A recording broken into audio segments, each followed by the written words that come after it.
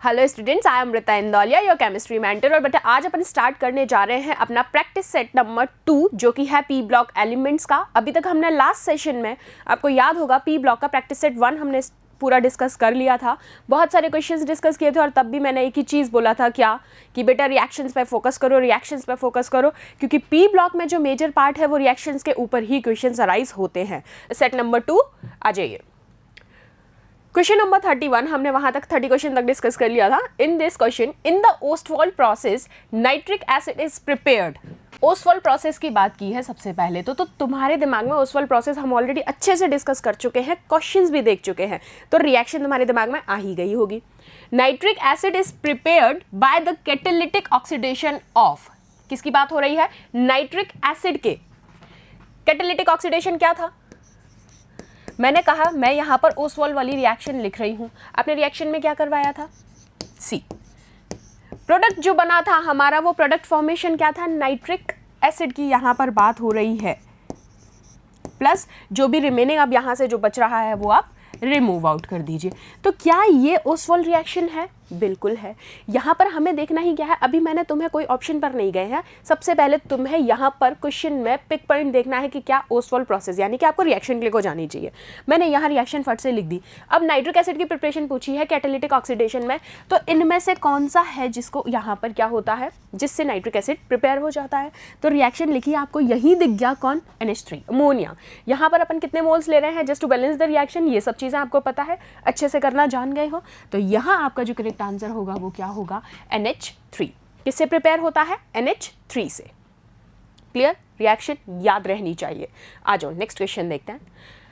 Is obtained when ammonium dichromate is heated. Question में पूछा गया है जब अमोनियम डाइक्रोमेट को आप हीट करते हैं तो क्या ऑब्टेन्ड होता है? सबसे पहले तो अमोनियम डाइक्रोमेट का फॉर्मूला लिखो।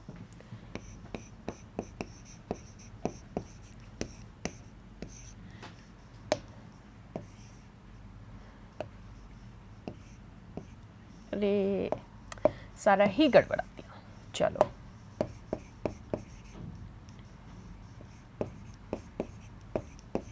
क्या ये है? बताओ मुझे।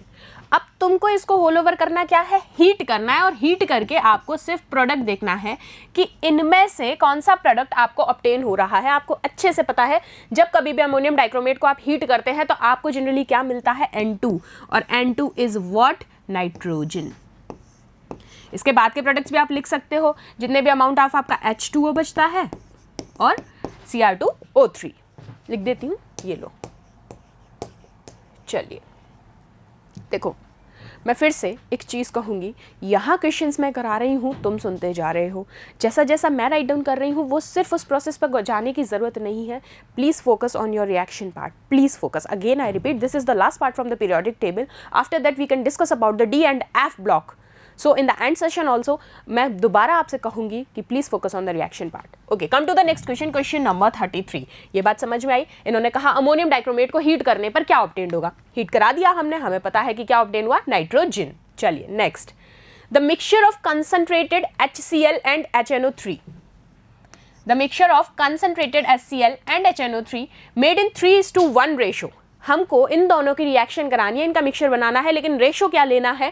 Thrice of HCl and 1 mole of HNO3। आइए रिएक्शन कराते हैं। HNO3 plus thrice of HCl, यही रेशो उन्होंने बोला है। इन्होंने हमें रेशो बोला है 3:1 रेशो में आपको इनकी मिक्सिंग करनी है। ठीक है, कीजिए रिएक्शन क्या होगा बताओ। क्या मिला? NOCl प्लस, देखो अब जब तुमने यहाँ से NOCl ये निकाल दिया, अब तुम्हारे पास प्रोडक्ट में क्या क्या बच रहा है? बैलेंसिंग तो करनी तुम्हें आ ही गई है, अब तो इतनी दिक्कत तो मुझे नहीं लगता कि होनी चाहिए। एंड प्रोडक्ट तो आराम से बना देते हैं। सो अब इस रेशो को जब आपने मिक्सिंग की तो हमें प्रोडक्ट में क्या मिला? क्या ये यहाँ दिख रहा है? आई बात समझ में? सो इस तरीके से अब तो यहाँ रिएक्शन दी ही हुई थी आपको, सिर्फ आपको मिक्सिंग करानी थी as per the ratio given. So the correct answer is NOCl। चलिए next, when P4O10, what they ask, when P4O10 is dissolved in water, the acid formed finally is। इन्होंने कहा है P4O10 की रिएक्शन करानी है water के साथ, तो हमें जो फाइनल प्रोडक्ट मिलेगा इनमें से वो क्या मिलेगा। चलिए रिएक्शन कराओ। अब जब मैंने ये रिएक्शन करवा रही हूँ तो मुझे यहाँ पर दिख रहा है H3PO4 का फॉर्मेशन हो रहा है। क्या? H3PO4। करवा लो रिएक्शन। क्लियर? अब यहाँ H3PO4 ये रहा। अब तुम कहोगे कि मैम यहाँ 4 मोल्स हैं, ये है, तो बेटा मोल्स तो आपको बैलेंस करना आता है। हमें सिर्फ प्रोडक्ट देखना है कि इनमें से प्रोडक्ट कौन सा बनेगा, PO4 वाला। इस पे ध्यान देना है, ठीक है, ना कि ये। क्लियर? चलो next, the high reactivity and low volatility of white phosphorus is due to.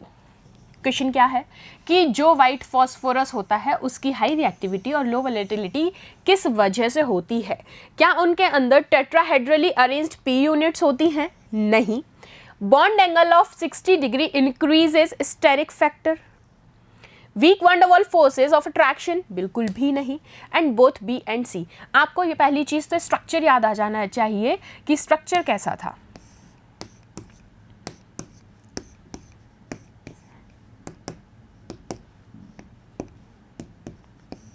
कुछ इस तरीके का स्ट्रक्चर होता है, ठीक है, व्हाइट फॉस्फोरस का। और यहाँ पर आपको जो पता है एंगल कितना होता है, 60 डिग्री का होता है।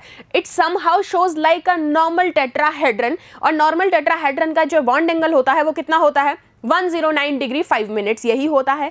तो यही बताया गया है कि बिकॉज ऑफ स्टेरिक हिंड्रेंस, क्योंकि बॉन्ड एंगल यहाँ पर क्या होता है, 60 डिग्री से ज़्यादा हो जाता है। It increases up to max after 60 degree. So यहाँ पर स्टेरिक फैक्टर की वजह से ये रीजन होता है हाई रिएक्टिविटी और लो वोलेटिलिटी का। आई बात समझ? चलिए नेक्स्ट क्वेश्चन देखते हैं। Nitrogen is obtained by the thermal decomposition of. Nitrogen thermal decomposition किसका होगा? अब इन तीनों में से आपको चेक करना है किसके डिकम्पोजिशन से आपको नाइट्रोजन ऑब्टेन होता है। चलिए अब NH4Cl का डिकम्पोजिशन कर ले सबसे पहले। थर्मल डिकम्पोजिशन का मतलब ही क्या है कि आपको ओवरऑल यहाँ पर हीट एनवायरनमेंट देना है। क्या बनेगा, NH3 प्लस HCl। क्या मैंने सिर्फ इसको डिसोसिएट किया है? मैंने उससे ज़्यादा कुछ भी नहीं किया है। सेकेंड मॉलिक्यूल की मैं बात करूं, NH4NO3, कीजिए इसका डिसोसिएशन, इसको भी हीट प्रोवाइड कीजिए, थर्मल डिसोसिएशन कराना है आपको। आपको यहाँ दिखा क्या बन गया, N2O plus twice of H2O।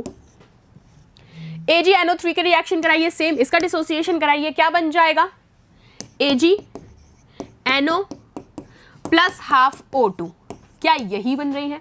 अब लीजिए रिएक्शंस मैंने लिख दिया। अब मुझे बताओ कि इन तीनों में से नाइट्रोजन कहां पर ऑब्टेन्ड हो रही है। डू टेल मी कि नाइट्रोजन कहाँ ऑब्टेन्ड हो रही है। सिर्फ नाइट्रोजन की बात हो रही है, पूरे मॉलिक्यूल की बात नहीं हो रही कि लाइक अमोनिया या कोई और नाइट्रोजन ऑक्साइड। यहाँ देखिए NH3 बन रहा है, ये नहीं होगा। यहाँ N2O बन रहा है, ये भी नहीं होगा। यहाँ नाइट्रिक ऑक्साइड बन रहा है, ये भी नहीं। मीन्स हमसे क्वेश्चन में पूछा गया है जहाँ नाइट्रोजन ऑब्टेन्ड होती हो, हमें रेस्ट ऑफ द मॉलिक्यूल से कोई मतलब नहीं है। आपने रिएक्शन करवाई, आपने देखा नाइट्रोजन ऑब्टेन्ड नहीं हो रहा है, so the answer is none of these as per given in the question. चलिए next, which of the following compounds does give, does not नहीं, does give nitrogen. Again they want nitrogen वाला reaction part. On heating करवाओ reaction, heat करवाओ इसको। चलो ये तुम्हारा part है, करो। जैसे मैंने प्रीवियस वाला करवाया सेम उसी तरीके से इसके रिएक्शन करवा दो। सिंपल है, डिसोसिएशन करना, हीट देके इसको तोड़ना है मॉलिक्यूल को।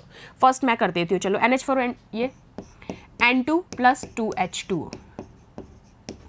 सेकेंड वाले की रिएक्शन करो, NH4NO3 की करो।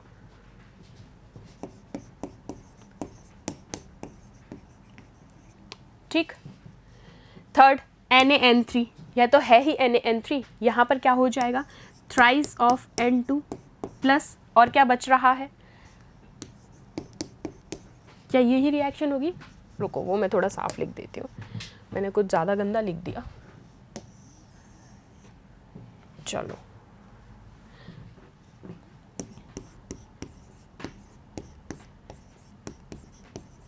अब देखो तीनों रिएक्शन मैंने तुम्हारे सामने यहाँ पर लिख दी, ये प्लस है बच्चा, ठीक है। अब जब आपने ये रिएक्शंस देख रहे हो, आपको दिख रहा है इन्होंने पूछा है कि कौन सा कंपाउंड है इनमें से जिसके हम जब डिसोसिएशन कराते हैं, हीटिंग प्रोवाइड करा रहे हैं रिएक्शन में, तो हमें N2 मिलेगा। क्या आपको पहली रिएक्शन में NH4NO2 को जब मैंने हीट कराया तो क्या आपको N2 मिल रहा है यहाँ? बिल्कुल सी। सेकेंड रिएक्शन की देखो NH4NO3 को, यहाँ N2O मिला है, नाइट्रोजन नहीं मिला है, सो ये यहाँ पर पॉसिबल नहीं है। लास्ट केस NaN3 वाला, यहाँ भी आपको thrice mole of N2 provide हो रहा है, यानी कि प्रोडक्ट फॉर्मेशन में नाइट्रोजन मिल रही है। सो क्या दोनों ही A एंड C, दोनों के ही केस में आपको क्या मिल रहा है? नाइट्रोजन मिल रहा है। So the correct answer is both A and C। Reaction लिखो। आओ नेक्स्ट चलते हैं। Which one of the following is not a pseudo halide? क्या कहा है कि इनमें से कौन सा स्यूडो हलाइड नहीं है, जबकि आपको पता है कि स्यूडो हलाइड की तो प्रॉपर्टी क्या होती है कि उसके पास एक नाइट्रोजन और एक ऑक्सीजन होना मैंडेटरी है, वही क्या होती है? स्यूडो हलाइड्स होती हैं। अब यहाँ पर आप देखो कि इस केस में इसके पास नाइट्रोजन भी है और ऑक्सीजन भी है, तो ये तो स्यूडो हलाइड है। इस केस में नाइट्रोजन नहीं है, मींस ये स्यूडो हलाइड नहीं होगा। यहाँ पर भी नाइट्रोजन है, यहाँ पर भी नाइट्रोजन है, और मैंने वही बोला कि स्यूडो हलाइड का मतलब ही क्या होता है? जहाँ पर नाइट्रोजन प्रेजेंट होगा among a molecule with in a halide. So the correct answer from the question point of view is RCOO-। ये है आपका करेक्ट आंसर। ये तीनों क्या है? रॉन्ग। लो मैं हटा देती हूँ, ये मैंने समझाने के लिए तुम्हें बताया था। तो करेक्ट आंसर क्या है? ये।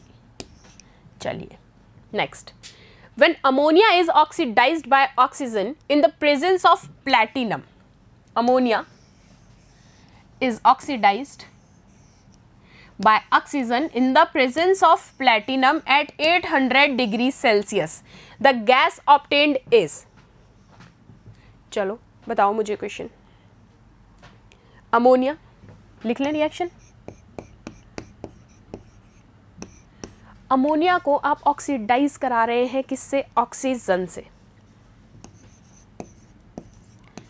इन द प्रेजेंस ऑफ प्लैटिनम, किसकी प्रेजेंस में? प्लैटिनम की प्रेजेंस में। कितने टेम्परेचर पर है? 800 डिग्री सेल्सियस के पे। तो ये रिएक्शन करा दो ना, सिंपल कराओ। क्या बनेगा?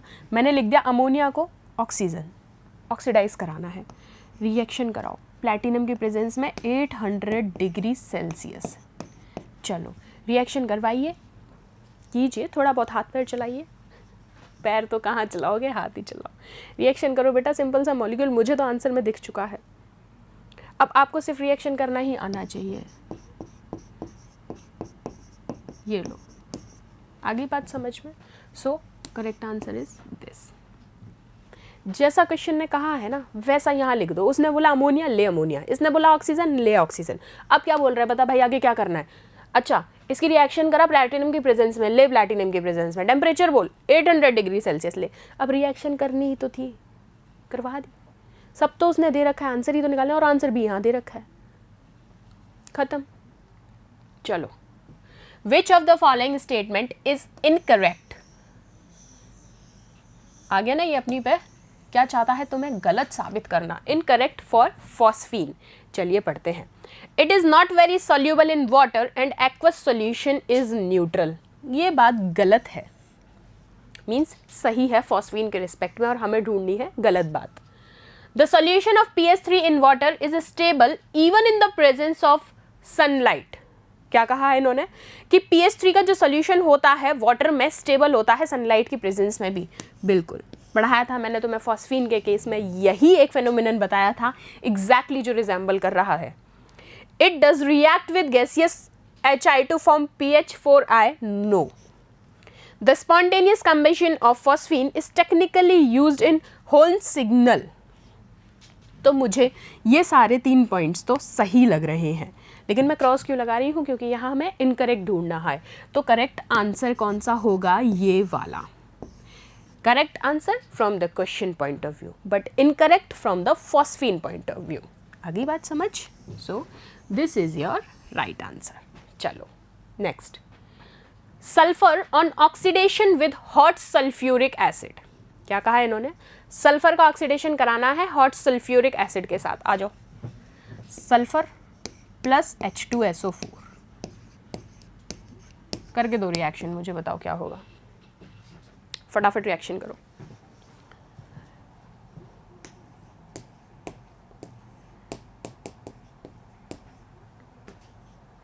ये लो।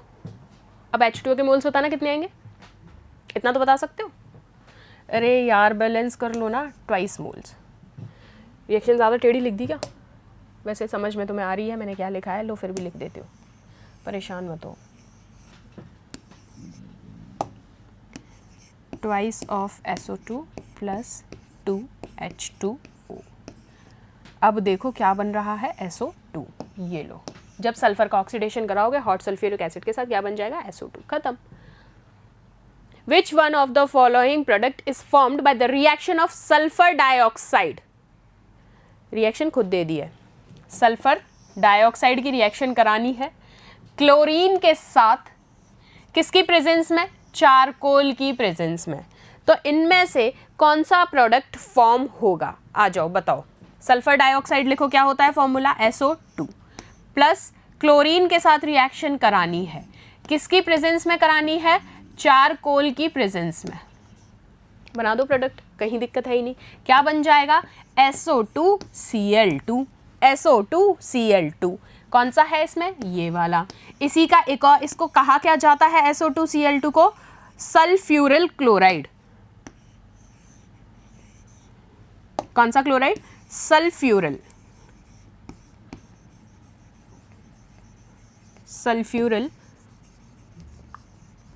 क्लोराइड। ठीक है, ये बन गया आपका प्रोडक्ट।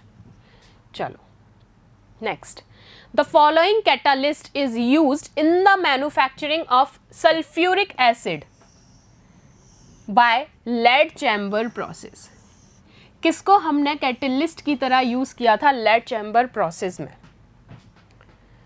पढ़ा भी था, चलो जल्दी बता दो, मुझे तो दिख गया आंसर A और B में से। चलो इतना बता देती हूँ, कोशिश करो, याद करो।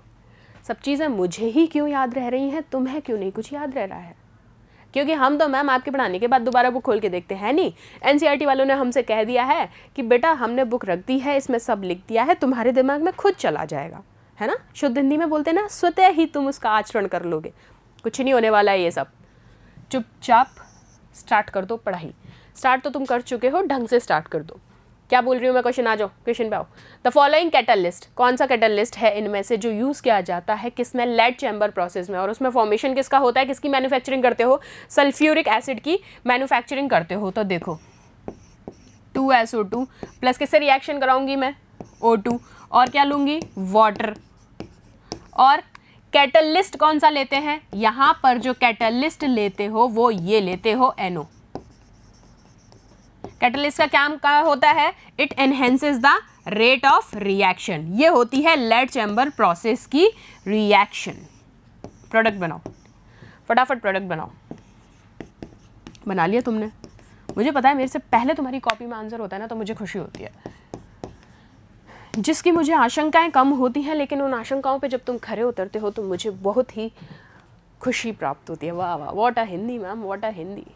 हिंदी गई भाड़ में, काम करो तुम अभी क्वेश्चन पे, रिएक्शन पार्ट पे ध्यान दो। चलो हो गया क्वेश्चन, क्या कहा था, लेड चैम्बर प्रोसेस, मैंने पूरा लेड चैम्बर प्रोसेस ये लिख दिया। रिएक्शन क्या होती है, ये सल्फ्यूरिक एसिड की मैन्युफैक्चरिंग करते हो, रिएक्शन लिखी। अब क्वेश्चन में पूछा ये गया था कि रिएक्शन तो ठीक है, रिएक्शन तो तुम्हें आती है, उसको पता है, लेकिन कई बार क्वेश्चन में क्या उसे पता है, कैटलिस्ट कोई याद नहीं रखता। तो वहां पर कैटलिस्ट किसको यूज करते हो, NO को। किस लिए, रिएक्शन को एक्टिवेट और फास्ट कराने के लिए, और प्रोडक्ट फॉर्मेशन देख लो। क्लियर, चलो ये रहा answer. Next question, Which of the following oxides is the most acidic? ये तो तुम बता दोगे यार, एसिडिक, बेसिक, एम्फोटेरिक तो तुम्हारे दिमाग जहन ऐसे रट गए हैं ना। Which of the following is most acidic? N2O5, P2O5, AS2O5, Sb2O5। जब डाउन द ग्रुप मूव करोगे, क्या कह रही हूँ, डाउन द ग्रुप मूव करोगे तो एसिडिक स्ट्रेंथ क्या होगी, इंक्रीज या डिक्रीज, डिक्रीज। समझे, ये लो।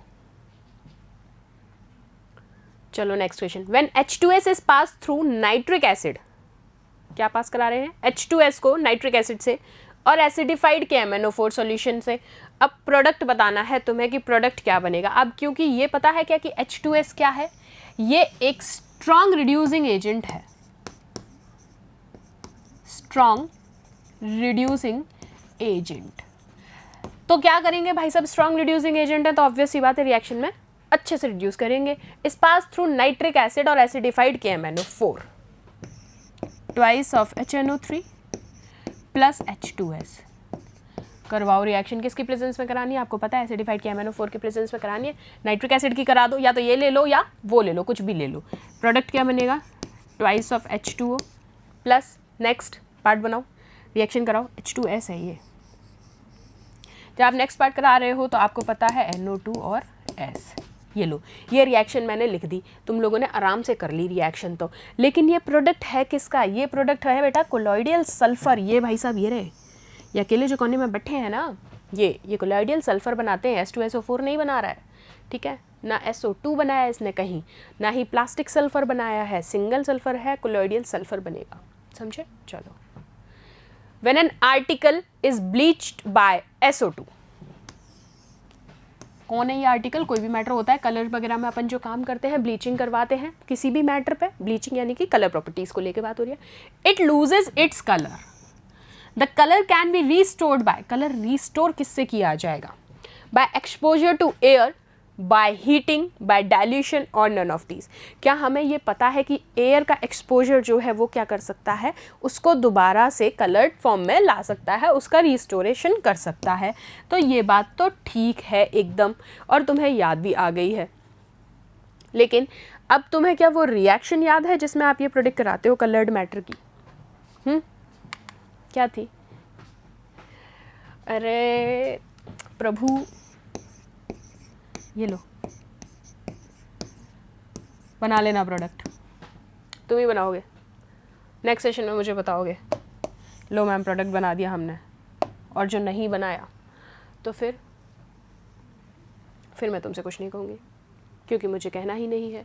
क्योंकि कहना क्यों नहीं है, क्योंकि तुम्हें सुनना नहीं है, बस बात ख़त्म। अरे बना दो ना यार, SO2 + 2H2O क्या बनेगा, H2SO4। ये लो, कितने मोल बनेंगे, मोल तुम देख लो, और ट्वाइस ऑफ H। कहाँ दिक्कत थी? अब यहाँ पे क्वेश्चन ही क्या पूछ रहा है कि उसको रीस्टोर कैसे कर सकते हो। जब कभी भी किसी कलर्ड मैटर को आप एयर के एक्सपोजर में कराते हो, मतलब क्या है इसका, coloured matter.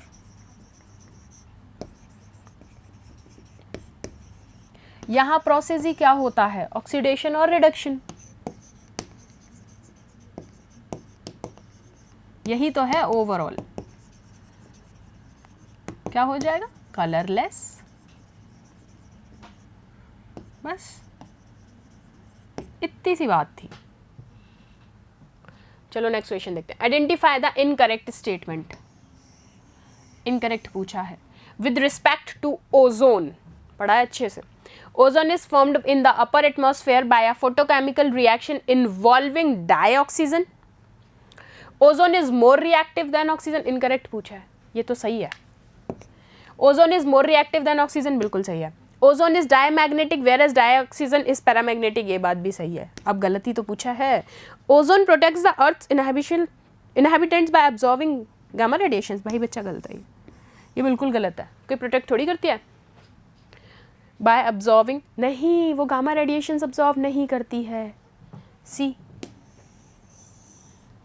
So this is the incorrect one. Next देखते हैं। The number of SS bonds in sulphur trioxide trimer is.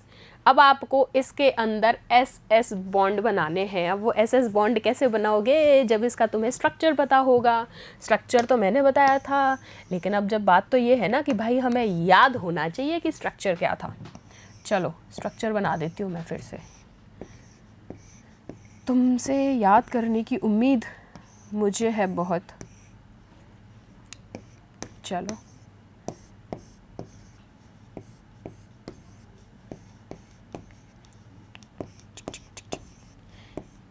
ये लीजिए, बना दिया मैंने स्ट्रक्चर S3O9। ये लो, इसने पूछे हैं इसमें SS बॉन्ड्स कितने हैं। SS बॉन्ड्स तो है ही नहीं, sulphur oxygen sulphur oxygen sulphur oxygen सारे की सारे। यहाँ क्या है 3 2 1, नहीं भैया 0 बॉन्ड्स हैं।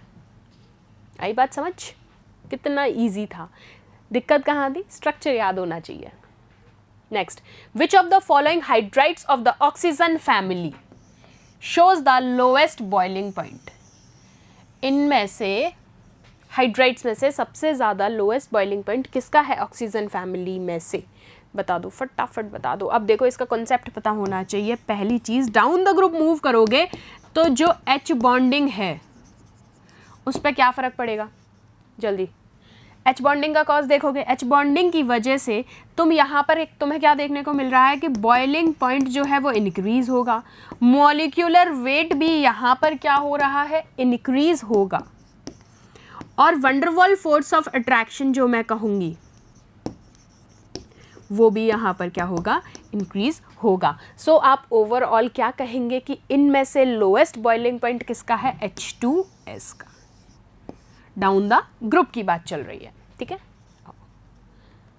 Next, H2SO4 has very corrosive action on skin because, ये सबको पता है बेटा, H2SO4 बहुत ही हाईली रिएक्टिव है, बहुत हाईली रिएक्टिव है। आपकी स्किन पे ज़रा सा गिरा, it causes too much damage, like muscle तक में वो ना अंदर बिल्कुल बोलते हैं ना छल्ली कर देना, वो वाले हरकतें कर देता है ये बहुत ज़्यादा डेंजरस होता है। अब इसका रीज़न पूछा है इन्होंने।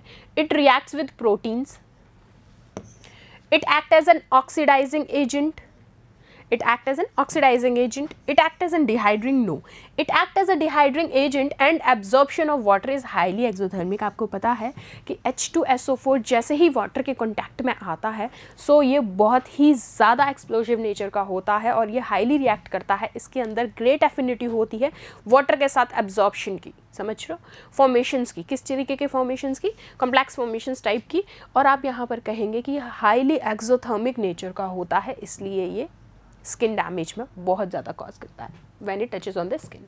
चलो नेक्स्ट क्वेश्चन क्या है? Question number 51, which can do glass etching? Glass etching का प्रोजेक्ट पूछा गया है। अब आपको बताना है कि इनमें से कौन सा पार्ट करता है ग्लास इचिंग के केस में। तो आपको पता है रिएक्शन अभी मैंने आपको बताई कि जब आप SiO2 की रिएक्शन 6HF से करवा रहे हैं तो आपको ये प्रोडक्ट फॉर्मेशन हो रहा है, तो सीधा सीधा आपको पता है कि ग्लास इचिंग के रिएक्शन पार्ट में कौन पार्ट करता है? HF, hydrogen fluoride. Next, which of the following possess the highest bond energy? आपसे पूछा गया है हाइएस्ट बॉन्ड एनर्जी का कॉन्सेप्ट। क्या आपको ये पता है इन चारों में सबसे ज्यादा मोस्ट इलेक्ट्रोनेगेटिव एलिमेंट फ्लोरीन कहलाता है, लेकिन यहाँ फॉर्मेशन क्या है? F2Cl2 Br2 and I2। अब बॉन्ड एनर्जी की बात की है, अगर मैं इनके रिस्पेक्ट में लिखूं तो बॉन्ड एनर्जी का ऑर्डर कुछ इस तरीके से होगा, fluorine fluorine then iodine iodine. अब आप कहेंगे क्यों फ्लोरीन तो मोस्ट इलेक्ट्रोनेगेटिव एलिमेंट है। हाँ मोस्ट इलेक्ट्रोनेगेटिव एलिमेंट है, लेकिन यहाँ पर फ्लोरीन फ्लोरीन के केस में क्योंकि रिस्पेक्ट क्या है? F2, इसके रिस्पेक्ट में आप कहेंगे तो उतना ही ज्यादा यहाँ पर क्या होगा? Large electron repulsion, maximum electron repulsion in between the FF molecule among lawn pairs. इसलिए यहां पर आपका जो करेक्ट आंसर होगा वो क्या होगा? Cl2। Next, on heating KClO3 we get, heat कराइए KClO3 की रिएक्शन करवाइए, इनमें से आपको क्या मिलता है? Twice of KClO3। इसकी जब मैं रिएक्शन करवा रही हूँ, आपने हीट करवाया है सिंपल सा, तो आपको पता है प्रोडक्ट फॉर्मेशन होगा twice of KCl plus 3O2। देख लो रिएक्शन में, यहाँ O3 बन रहा है नहीं, दोनों बन रहे हैं नहीं, O2 नहीं, तो रिएक्शन होगी ये, जस्ट आपको बैलेंसिंग आनी चाहिए। Okay, next question, ClO is the mixed anhydride of, ClO is the mixed anhydride of SClO2 and HClO3, SClO3 and HClO4, this SClO2 and SClO4 and SClO2 and SClO3। अब आपको सबसे पहले तो इसका पता होना चाहिए, समझ रहे हैं मेरी बात? रिएक्शन लिखेंगे twice of what? ClO2 plus किससे मैं रिएक्शन कराऊं, क्योंकि पूछा क्या है? Mixed anhydride. जब कुछ नहीं है तो आप रिएक्शन कैसे कराओगे? वाटर से ही तो कराओगे। प्रोडक्ट फॉर्मेशन करो एक बार, प्रोडक्ट फॉर्मेशन करोगे तो देखो ये मिलेगा SClO3 प्लस और क्या मिलेगा? SClO4। अब देखो ये दोनों की दोनों कहाँ पर हैं, क्योंकि इसने बोला है मिक्स्ड एनहाइड्राइड। आप रिएक्शन किससे करा रहे हो, आपने ClO2 का मॉलिक्यूल लिया, वाटर के साथ रिएक्शन करवा दी, ठीक है। आपने वाटर के साथ जैसे ही रिएक्शन कराई, आप देखिए प्रोडक्ट फॉर्मेशन, HClO3 बनेगा और HClO4 बनेगा। So the correct answer is B. Next question देखते हैं। The formation of O2 plus PTF6 complex is the basis of the formation of xenon fluorides. इसका रीजन क्या है, जिनन फ्लोराइड्स का रीजन क्या है इस फॉर्मेशन में। O2 and xenon have comparable sizes. Both O2 and xenon are gases. O2 and xenon have comparable ionization energies. Yes, this is the right answer. क्योंकि मैंने आपको बताया था कि इनकी जो फर्स्ट आयनाइजेशन एनर्जी थी, किसकी, ऑक्सीजन की जो फर्स्ट आयनाइजेशन एनर्जी थी जब कॉम्प्लेक्स फॉर्मेशन किए थे, तो वो एग्जैक्टली सिमिलर थी किसके, xenon के। उसके बाद ही हमने फर्दर सिंथेसिस की और बहुत सारे कंपाउंड्स के साथ आपने कॉम्प्लेक्स फॉर्मेशन की। वहाँ आपको पता चला कि इनके बीच में क्या होता है, कंपेरेबल आयनाइजेशन एनर्जीज होती हैं। इस वजह से ये रीजन है इन कॉम्प्लेक्स फॉर्मेशंस का। Okay, next, hydrolysis of XeF4 and CaNCN gives respectively. इनका हाइड्रोलिसिस कराना है, सबसे पहले कराइए XeF4 का। हाइड्रोलिसिस कराते हैं तो तुम क्या करवाते हो रिएक्शन में, वाटर के साथ रिएक्शन करवा दी, वाटर के साथ रिएक्शन, प्रोडक्ट फॉर्मेशन कीजिए कि क्या बनेगा, Xe जिनन का फॉर्मेशन होगा।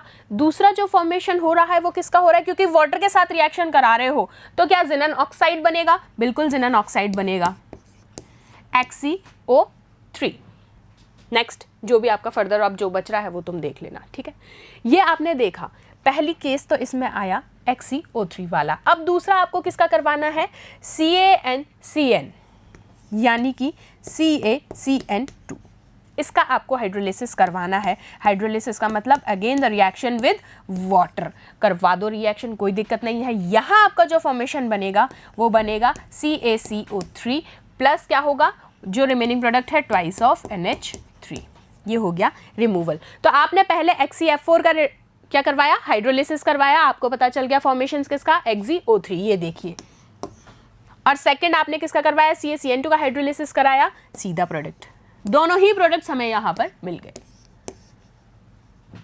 आओ next, which of the following is the weakest oxidising agent.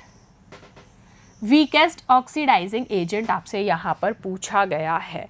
अब मुझे ये बताओ, जितनी ज़्यादा SRP वैल्यू होगी, स्ट्रॉन्ग रिडक्शन पोटेंशियल जितना ज़्यादा होगा, उतना ही ज़्यादा कोई भी कंपाउंड क्या होगा, ऑक्सीडाइजिंग नेचर शो करेगा।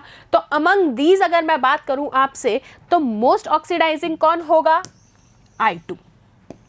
क्योंकि जैसे जैसे SRP वैल्यू बढ़ती जाएगी उतना ही ज़्यादा ऑक्सीडाइजिंग पावर भी वहाँ पर क्या होती जाएगी, बढ़ती जाएगी। Next, the first compound of noble gases prepared by N Bartlett. देखा, जब मैं पढ़वा रही थी उस टाइम पे, तो मैं पढ़ा रही थी, बता रही थी कि ऐसे भी क्वेश्चंस पूछ ले जाते हैं कि फर्स्ट कंपाउंड कौन सा था, तब तो तुम्हें मजाक सूझ रहा था। अब देख लो आगे ना question, the first compound of noble gases prepared by N Bartlett was XePTF6। और ये याद ही आ जाना चाहिए कि यही था वो कंपाउंड, जिनन का कंपाउंड दिया था उन्होंने, ठीक है। चलो next, the forces acting between noble gas atoms.